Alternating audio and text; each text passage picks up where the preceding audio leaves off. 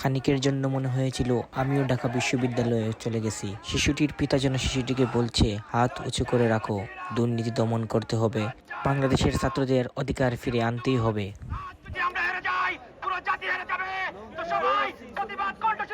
দল মত নির্বিশেষে সবাই এসে এই আন্দোলন সফল করেছে, কিন্তু ওরা সারা দেশে ইন্টারনেট অচল করে দিয়েছে। জানি না কি হচ্ছে আজকে রাতে। ইন্টারনেটের মাধ্যমে কিছু কিছু তথ্য পাচ্ছি, ঢাকা বিশ্ববিদ্যালয়ের ছাত্রদের গুলিবিদ্ধ করে ওদের লাশ হেলিকপ্টারের মাধ্যমে গুম করা হচ্ছে। প্রিয় দেশবাসী, আপনাদেরকে অনুরোধ করছি, আপনারা সবাই নেমে আসুন।